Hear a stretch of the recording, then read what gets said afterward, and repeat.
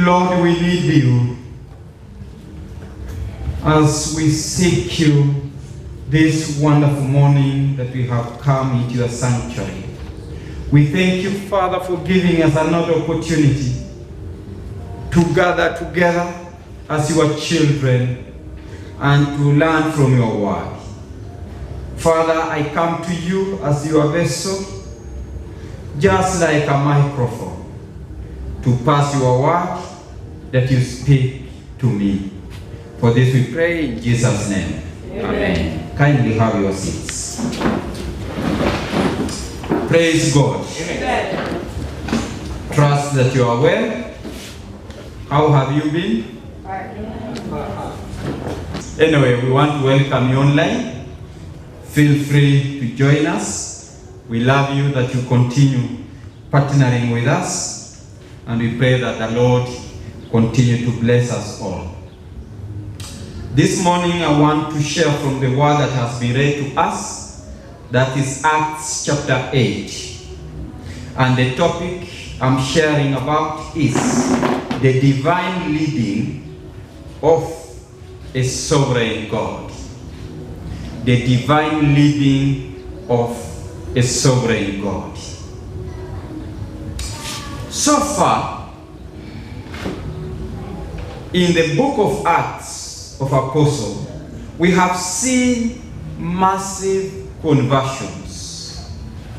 We have witnessed through God's words the day of Pentecost, when 3,000 souls were saved. We have seen crowds converted as the apostles preached and performed signs. And you can trace this from chapter 2, as the day of Pentecost, even though we are going to celebrate it towards the end of this month. But if you go through it, you can see what happened on the day of Pentecost. Many, 30,000 souls came to Christ. We saw how apostles, when they were preaching to crowds, how crowds were being converted to God. We saw Philip go to the land of Samaria, and a great number paid attention to what he was saying, and many were believed and were saved. And today's text is different. Today's text is different from the three areas I have covered: the Pentecost, where 3,000 came to salvation, the crowds that the apostles were preaching to and believing and accepting Christ, the time Philip went to Samaria and was able to reach out to thousands. But today's text is not reaching out to crowds. It is different. Rather of seeing massive numbers saved, we see one man converted in today's readings. Many are not able to preach great sermons. And I know all of us here, we cannot be able to preach great sermons in a great evangelical crusades or in revivals. But many of us can preach a sermon. Bwana Yesu asifiwe. Many of us can preach a sermon, even though we cannot preach to crowds. We cannot preach to crusades or revivals or into multitude numbers, but we can preach a sermon. Something here for all of us today that we can learn. Those of us who feel like we cannot preach, there's something we can learn from today's text, in that we can do personal evangelism. And this is the most important evangelism that we can dare do as Christians.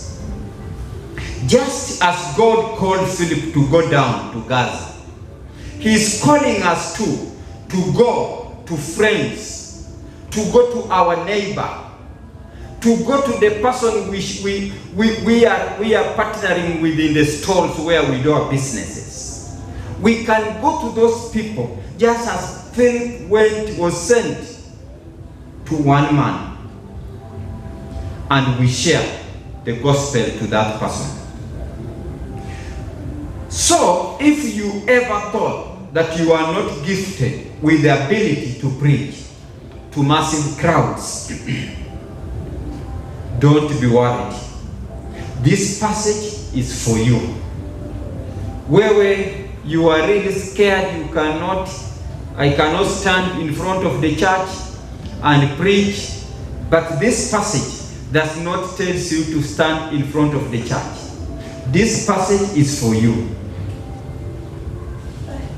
We see in this text a general movement now of the gospel to the ends of the earth by ways of this Gentile African who was traveling back to Ethiopia after coming to Jerusalem to worship.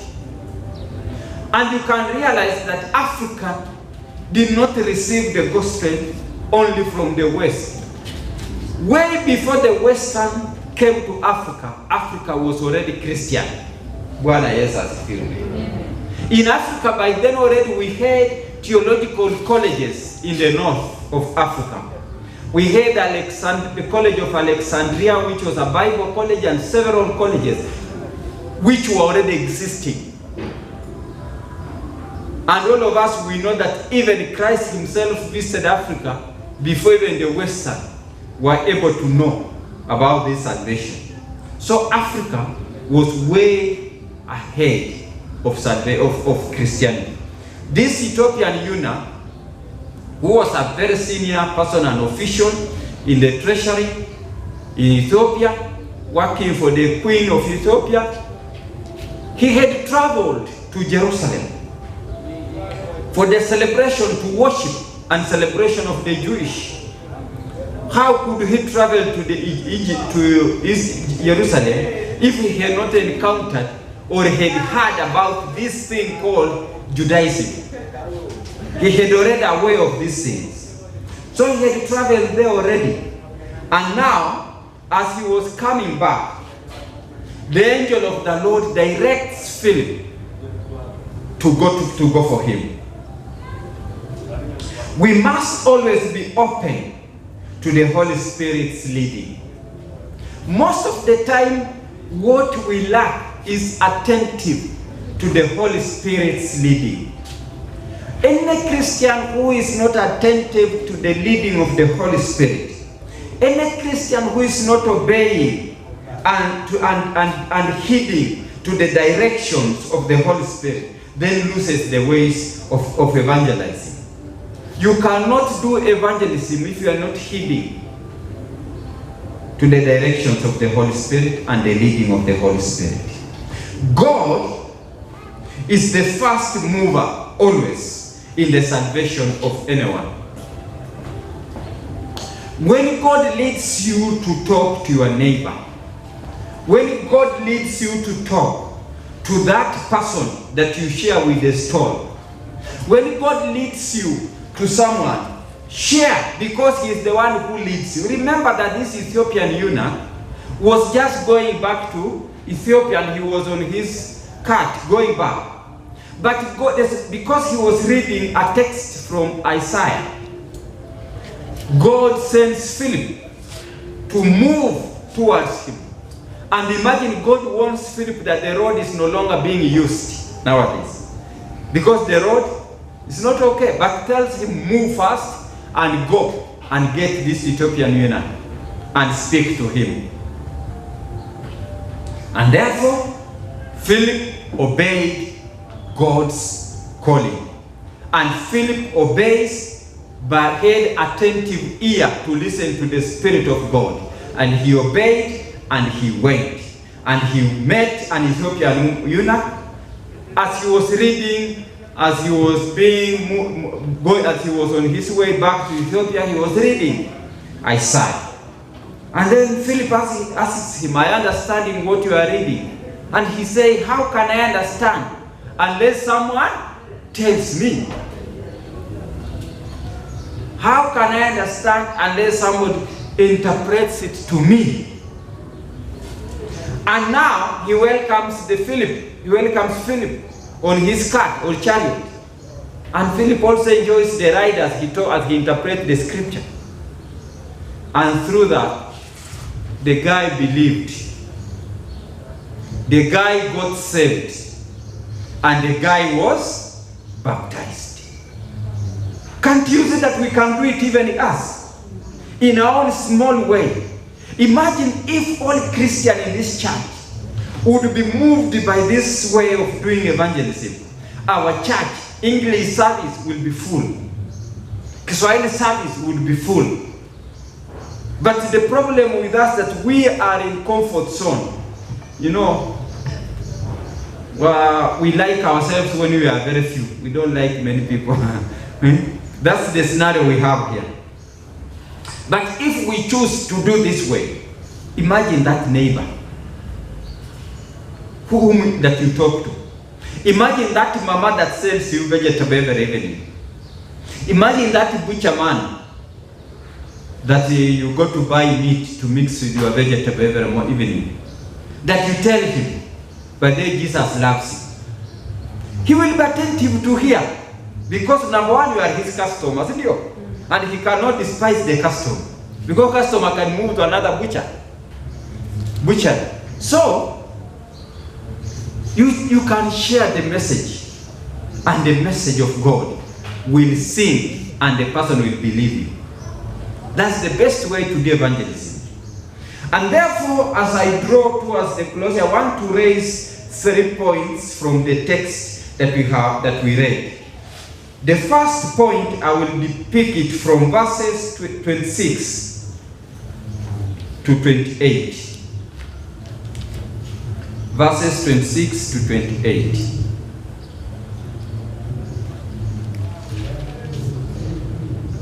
It says, God leads Philip to certain place. God leads Philip to certain place. An angel of the Lord said to Philip, get ready and go south to the road that goes from Jerusalem to Gaza. God leads Philip to a certain direction. You get it? When you heed to the voice of God, God will lead you to certain direction. And I can assure you the direction that God will lead you to will be a direction of blessing. Will be a direction of honor, will be a direction of respect. When God leads Philip to this direction, Philip heed. How many of us heed the voice of God? Many of us we assume, many of us we ignore. But God always speaks to people. God led Philip to move south of Jerusalem on the way that goes to Gaza with a purpose. Point number 2. It is from verse 29 to 34. God leads Philip to a certain man. God leads Philip to a certain man. Verse 34. 29 to 34. Philip ran over and heard him reading from the book of the prophet Isaiah. He asked him, do you understand what you are reading? The official replied, how can I understand unless someone explains it to me? And he invited Philip to climb up and sit in the carriage with him. The passage of the scripture which he was reading was this: like a sheep that is taken to be slaughtered, like a lamb that makes no sound when its wool is cut off, he did not say a word. He was humiliated and justice was denied him. No one will be able to tell about his descendants because his life on earth has come to an end. The official asked Philip, tell me of whom is the prophet saying this? Of himself or of someone else? You can see, God leads him. Number 1, leads Philip to a certain place. Number 2, God leads Philip to a certain man, an Ethiopian eunuch. Number 3, It's from verse 35 to 40. Philip leads the Ethiopian to Christ.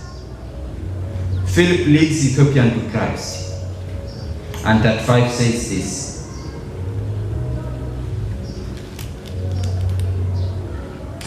Then Philip began to speak, starting from this passage of scripture. He told him the good news about Jesus. And they traveled down the road. They came to a place where there was some water. And the officials said, "Here is some water. What is it? What is to keep me from being baptized?" Philip said to him, "You may be baptized if you believe with all your heart." And he said, "I do." He answered, "I believe that Jesus Christ is the Son of God." That the official ordered the carriage to stop. And both Philip and the official went down into the water, and Philip baptized him. When they came up out of the water, the Spirit of the Lord took Philip away. The official did not see him again, but continued on his way, full of joy. Philip found himself in Azotus, and he went on to Caesarea, and on the way he preached the good news in every town. Praise God. Amen. Imagine if you accept God to lead you, if you accept to heed the voice of Christ. Christ can use you to lead, to share to someone a message, and someone will believe, and you can lead that person to salvation. Si baptism utaletea mchungaji afanye, si tumemaliza huduma. So it is possible us to do it. So I want to send each and every one of us that let us go out and reach out at least to someone, and let that person hear the gospel of Christ. That person, that friend of yours, you laugh with him or her, you go to the same merry-go-round with her, but you talk stories, but you fear to tell that person about Jesus. Please begin telling that person about Jesus Christ. Jesus Christ is the one who saves. If you share the salvation, you share the good news with that person, Jesus is going to convict that person, and that person is going to believe and will accept Christ, and that person will be baptized. May the Lord help us to remain faithful people who do the right work of God. And therefore, as God led Philip this direction, God is leading us also to a certain direction in our own context today, that we can also do something.